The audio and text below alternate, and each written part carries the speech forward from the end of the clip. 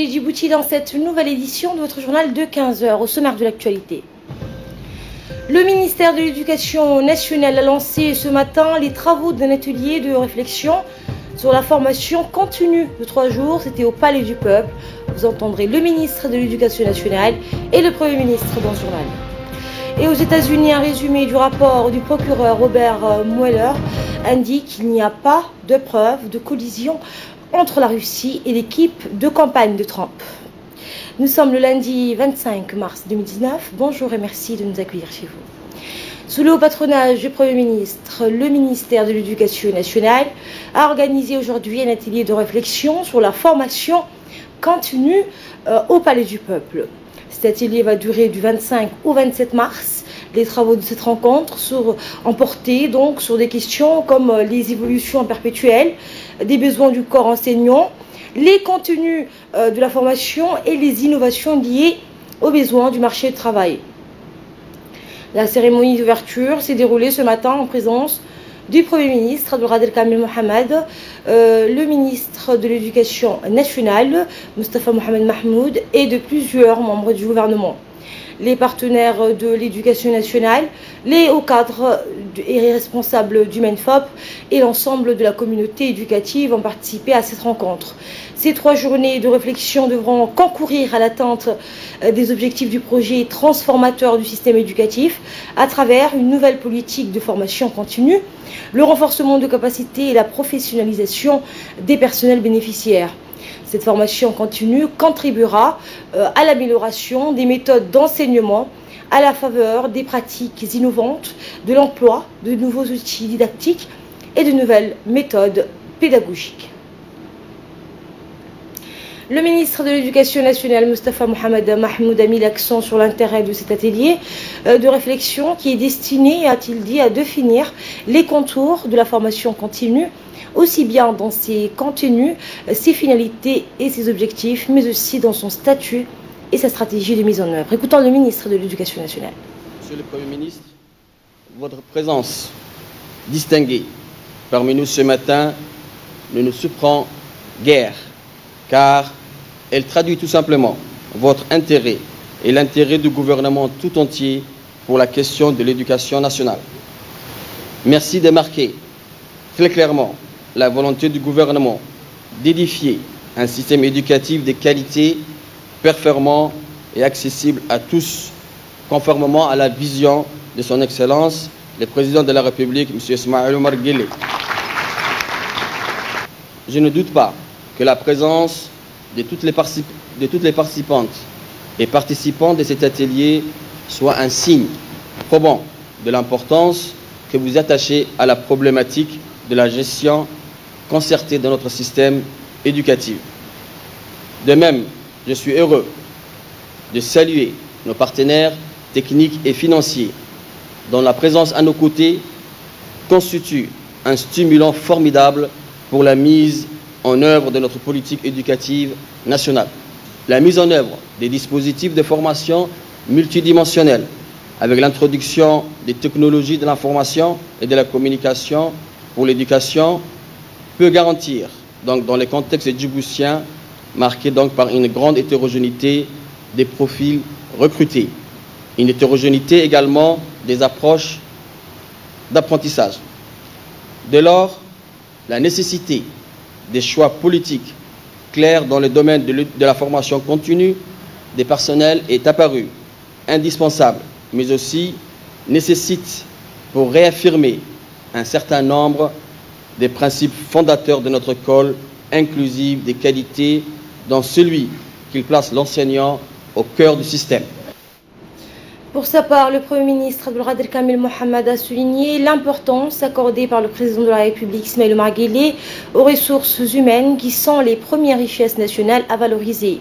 D'où son appel à réfléchir profondément pour repenser la formation continue qui est, selon lui, un processus d'apprentissage permettant à l'enseignant d'acquérir des savoirs et des savoir-faire afin de développer constamment ses compétences professionnelles pour exercer avec plus d'efficacité les missions qui lui sont confiées. Le Premier ministre. Vous le savez tous, nous ne disposons certes pas d'importantes ressources naturelles pour répondre aux exigences nationales et internationales, mais nous disposons des hommes et des femmes instruits et qui instruisent afin de renforcer notre capital humain.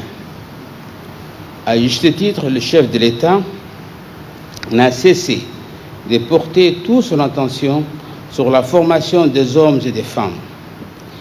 Il a l'habitude de qualifier le potentiel humain djiboutien de véritables richesses nationales qu'il faut constamment valoriser. Ce travail de valorisation ne doit jamais s'arrêter car il est toujours nécessaire de l'améliorer, de l'adapter aux progrès et aux environnements changeants. Un proverbe arabe dit « La différence entre un jardin et un désert, ce n'est pas l'eau, mais c'est l'homme ». Je retiens de ce proverbe un élément très important. C'est l'homme avec un grand H, ça peut être une femme aussi, c'est pareil, qui est au cœur de tous les processus. Disposer des ressources humaines formées et organisées de façon rationnelle permet à une société, une organisation de relever de manière efficace et efficiente les différents défis. J'espère que lors de cet atelier, vous aurez l'occasion d'évoquer plusieurs thématiques. Vient de les citer Monsieur le ministre de l'Éducation nationale et de la formation professionnelle, et notamment quels sont aujourd'hui dans une dynamique et perpétuelle évolution les besoins ou les attentes du corps enseignant. Le Premier ministre Abdelkader Kamel Mohamed a par ailleurs reçu ce matin le nouvel ambassadeur de la République démocratique et fédérale d'Éthiopie, Abdelaziz Mohamed Ibrahim, accompagné par son collaborateur Mekbib Mengesha. S'exprimant à cette occasion, l'ambassadeur a adressé ses vifs remerciements aux autorités djiboutiennes et au Premier ministre, en particulier pour leur accueil et leur disponibilité. Le diplomate éthiopien a également indiqué que les deux pays amis jouissent d'une relation bilatérale et multiforme très importante, ainsi que d'une excellente intégration économique. Il a aussi exprimé sa volonté d'accroître la relation bilatérale des deux pays frères et de la consolider davantage dans tous les domaines. Pour sa part, le Premier ministre n'a pas manqué de rappeler l'excellente relation de la coopération profondément enracinée entre les deux pays et leur intégration économique. Il a indiqué que l'Éthiopie et Djibouti sont liés par leur histoire et aussi par l'intérêt économique, en mentionnant au passage les grands projets communs qui ont été réalisés par les deux pays. Le Premier ministre a assuré le diplomate éthiopien de son soutien indéfectible et sa volonté d'étendre la coopération bilatérale afin de promouvoir les relations entre les deux pays frères et amis. Le Premier ministre a conclu l'entrevue avec le diplomate par le souhait de bienvenue en réitérant son assurance et son soutien dans l'accomplissement de sa mission. Ce fut par la suite au tour du président de l'Assemblée nationale, Mohamed Ali Hamad, de recevoir le nouvel ambassadeur de la République fédérale et démocratique d'Éthiopie, Abdelaziz Mohamed Ibrahim. Le président du Parlement a souhaité au diplomate éthiopien un agréable séjour et plein succès dans l'accomplissement de sa noble mission diplomatique dans notre pays. Cette rencontre a été l'occasion pour les deux personnalités publiques de passer en revue l'histoire commune des deux pays et des deux peuples frères. Il a également été question des voies et moyens susceptibles de les promouvoir encore davantage dans tous les domaines, et ce dans l'intérêt respectif des deux pays et de nos deux peuples.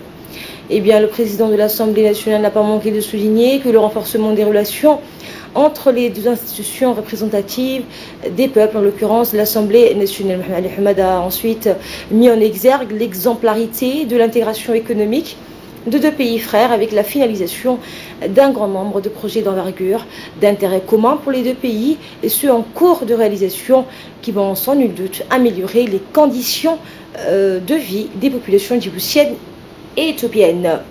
Le président de l'Assemblée nationale a exhorté le diplomate éthiopien à poursuivre les efforts de son prédécesseur en vue de consolider encore davantage ses liens d'amitié uniques dans la sous-région.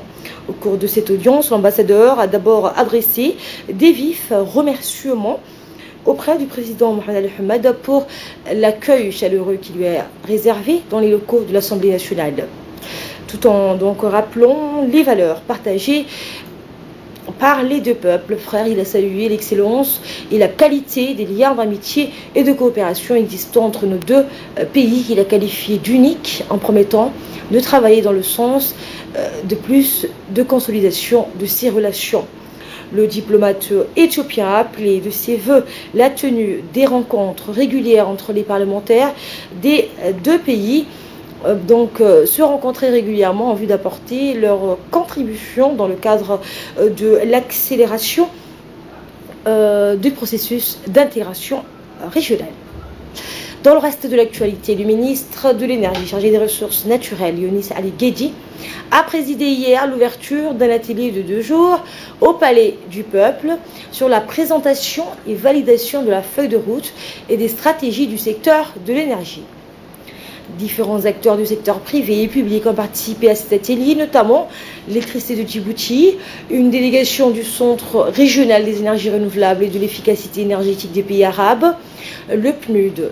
L'atelier s'est poursuivi avec les présentations des programmes, notamment celle du directeur technique du RCRE et de la présentation de l'EDD.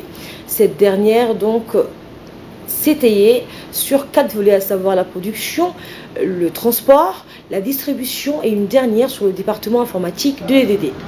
Et qu'il y a moins de gens qui essayent de consommer autrement, les prix du kilowatt seraient encore beaucoup moins. À la fin de cette première journée d'atelier venaient les discussions des différents participants afin d'échanger sur les questions posées lors des interventions.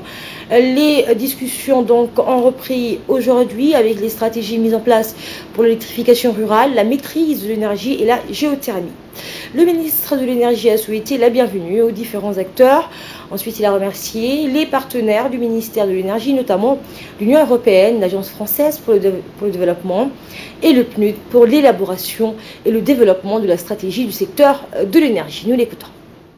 Le gouvernement de Djibouti considère l'énergie comme un secteur stratégique, un vecteur essentiel de sa politique de développement socio-économique et le moteur du développement durable à Djibouti.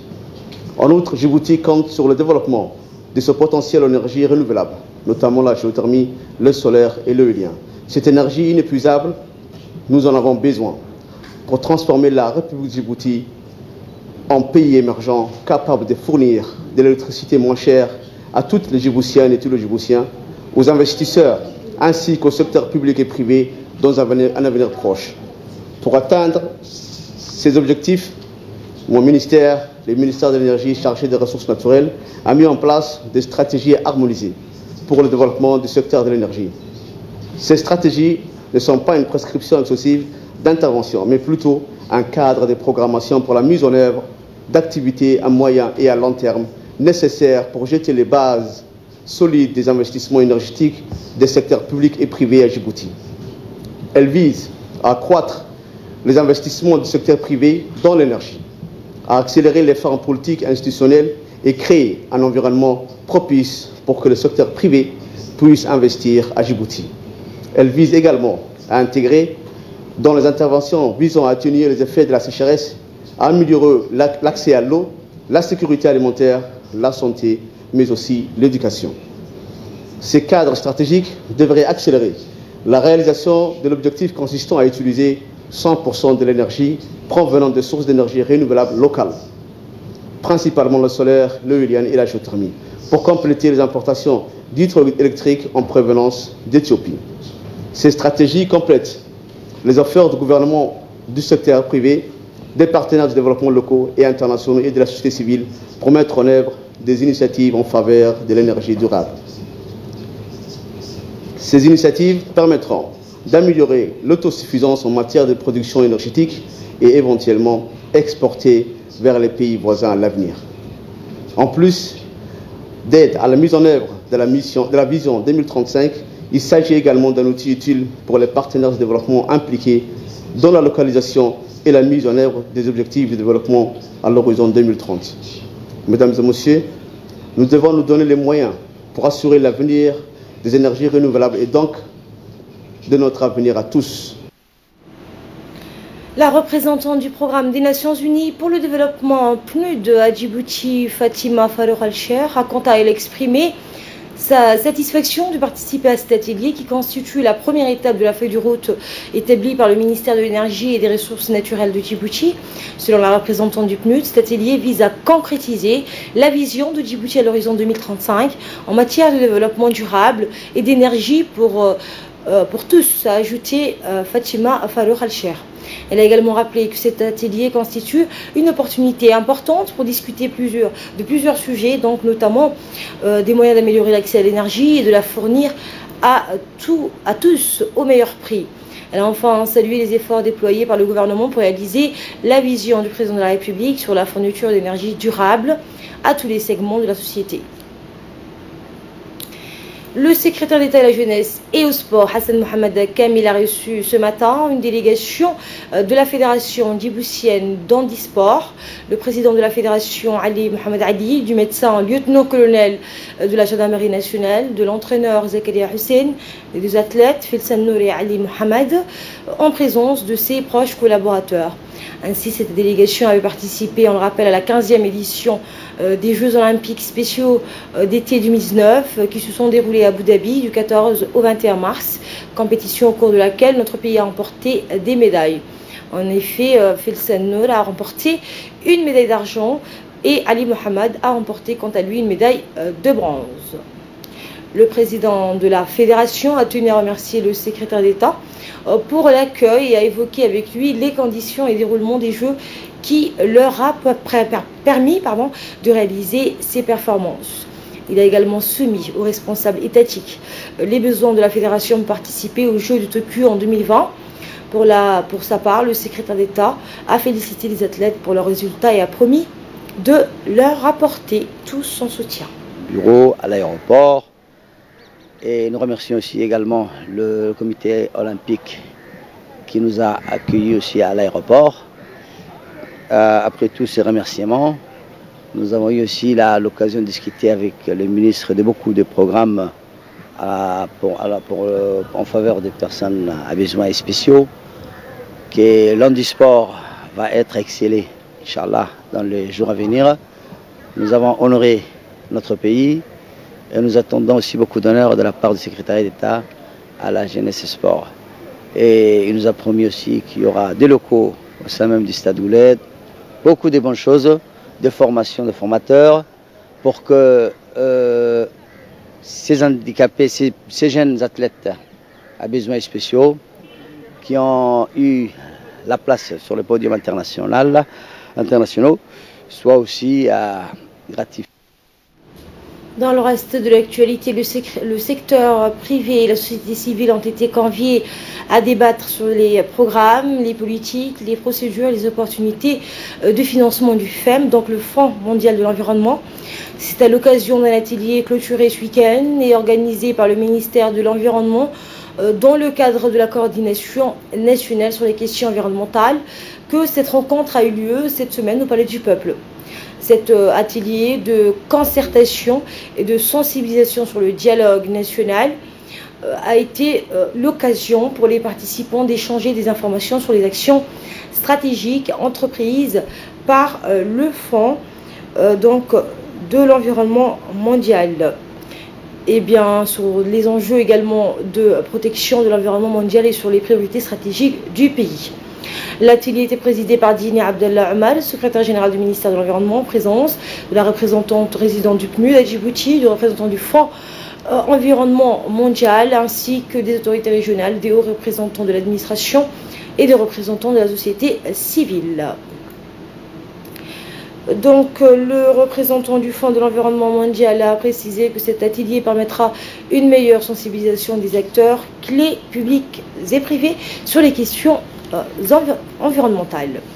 Le secrétaire général du ministère de l'Environnement, Dini Abdallah Omar, a remercié tous les participants sur la qualité des débats qui ont été intenses et fructueux. On l'écoute. Vous qui êtes sur le terrain, que vous soyez l'administration, les ONG ou le secteur privé, vous qui êtes sur le terrain, c'est bien que vous compreniez l'élaboration d'un projet, le cycle d'un projet. Et comme a rappelé M. Ibrahim, il faut d'abord avoir une idée du projet, ensuite il faut développer ce projet en respectant les critères du FEM, Une fois que le projet est adopté, il faut le mettre en œuvre. Et la mise en œuvre dépend beaucoup de vous, que ce soit les services techniques des différents départements ministériels, que ce soit les ONG, que ce soit le secteur privé.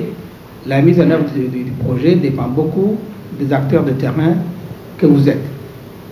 Nous, en tant que ministère de l'Environnement, on est presque juste un intermédiaire entre les bailleurs de fonds, en l'occurrence le FEM, qui finance le projet, et les populations vers lesquelles on amène ce projet. Que ce soit un projet sur l'eau, que ce soit un projet sur l'agriculture, que ce soit un projet sur la protection de la biodiversité. Finalement, c'est pour les populations qu'on prépare les projets, et c'est important que les acteurs du terrain comprennent le cycle des projets et l'importance de la mise en œuvre des projets. À la une également, une cérémonie de signature portant sur le développement des capacités et l'utilisation du système d'information géographique s'est tenue dans le ministère des Affaires étrangères. Eh bien, cette cérémonie de signature a été donc paraphée par le secrétaire général du ministère de l'équipement et des transports, Seyd Hassan, ainsi que le représentant de la GK, M. Togowa Toru. Cette cérémonie de signature notamment sur l'élaboration d'une carte topographique numérique à grande échelle de la capitale. En d'autres termes, une plateforme informatique dotée de logiciels qui permettent d'assurer la collecte, la manipulation, la modélisation de données géoréférences. Écoutez le représentant de la GK. À l'occasion de cette cérémonie de signature de procès-verbal de discussion de ce projet, je suis également très reconnaissant au secrétaire général du ministère de l'Équipement et des Transports qui a parrainé ce projet avec dévouement. Nous devons noter que l'idée de projet de développement de capacité sur la mise à jour et l'utilisation de systèmes d'information géographique est apparue à la suite du dernier projet de gestion de données topographiques numériques à Djibouti, financé par la JICA, qui s'est déroulé à Djibouti durant la période de 2012 à 2015. Le secrétaire général du ministère de l'Équipement et des Transports, Seyd Hassan, a quant à lui indiqué que cet outil était incontournable dans le processus de modernisation du pays, entrant ainsi dans l'ère du numérique. Écoutons-le. Ce système comprenait au départ, dans la première phase, une surface de 110 km², complètement digitalisée, et des relevés topographiques sur une surface de 300 km². Permettez-moi de rappeler que cet outil, dont la première partie a été réceptionnée par le ministère de l'Équipement et des Transports en février 2014, a pour objectif d'améliorer la gestion urbaine de la ville de Djibouti en dotant l'ensemble des services de l'État d'un même support cartographique numérique. J'ai le plaisir de signaler que l'importance de cet outil n'est pas passée inaperçue aux yeux du gouvernement, et c'est pourquoi, dès 2015, un décret présidentiel a mis en place un comité technique en charge de la gestion et du partage et du développement de cet outil. L'équipe du système d'information géographique de la ville de Djibouti, dont le staff principal ici présent, n'a pas ménagé ses efforts et ont participé et organisé même plusieurs formations sur l'utilisation de cet outil à destination de tous les techniciens des différents départements. La CAC Bank, dans ses actions de bienfaisance sociale, a mené des activités dans ce sens dans la région d'Obok. C'est ainsi que le PDG de la CAC International Bank, Ahmed Ali, s'est rendu dans la région d'Obok pour superviser ces actions de bienveillance. Sur place, il a été accueilli par le préfet adjoint Amin Shamsan. Il s'agit en effet de la distribution des vivres pour 150 familles. Des familles de la localité de Delaï ont également bénéficié d'une aide alimentaire de la part de la CAG International Bank. Le préfet adjoint a ainsi tenu à remercier les bienfaiteurs pour ce geste envers les nécessiteux bénéficiaires de cette aide alimentaire. Et page nécrologie, à présent, nous avons le regret de vous annoncer le décès de feu Moussa Hamadou Ahmed, survenu hier à l'hôpital général Pelletier. Le défunt Moussa Hamadou est né en 1947. Il était donc l'oncle de notre confrère Ali Gohar. Il laisse ainsi derrière lui 2 veuves et 12 enfants. Qu'Allah l'accueille dans son paradis, en son paradis. Et de là, nous passons à ce qui domine l'actualité hors de nos frontières. Les Comoriens aux urnes pour la présidentielle. L'opposition qui dénonce un coup d'État. Les Comoriens votaient donc hier pour le premier tour de l'élection présidentielle. Dans un climat lourd de tension avec l'opposition, cette dernière qui accuse le président sortant de dérive autoritaire, crie au hold-up électoral. Au premier tour du scrutin présidentiel aux Comores, plus de 300 000 électeurs de l'archipel étaient appelés à voter hier, une élection que le président sortant, Azali Assoumani, n'envisage pas de perdre. Les 12 opposants en lice dénoncent des fraudes. Le Viking Sky est arrivé à bon port après avoir frôlé la catastrophe, victime d'une avarie motrice dans les eaux périlleuses au large de la Norvège. Le navire de croisière Viking Sky a rejoint sans encombre hier un port refuge grâce à une opération de sauvetage dantesque après avoir frôlé la catastrophe. Lors d'incessantes navettes d'hélicoptères, 460 de ces 1373 occupants avaient auparavant été électroyés, certains de nuit, depuis le pont du paquebot, battu par des vagues atteignant 15 mètres, puis évacués vers la terre ferme. 25 personnes ont été hospitalisées. Et aux États-Unis, un résumé du rapport du procureur Robert Mueller indique qu'il n'y a pas de preuve de collision entre la Russie et l'équipe de campagne de Trump, mais n'exonère pas non plus le président de l'entrave de la justice lors de son enquête. Ces conclusions rendues publiques hier par le ministre américain de la Justice constituent une incontestable victoire pour le président américain qui répétait depuis des mois qu'il n'y avait aucune collision. Elles éclaircissent son horizon dans la perspective de l'élection de 2020. La Maison-Blanche a estimé, par la voix de sa porte-parole, qu'avec ce rapport, le président des États-Unis était totalement disculpé. Voilà donc pour l'essentiel de l'actualité de ce lundi 25 mars. Merci à vous de l'avoir suivi. Excellente journée à tous.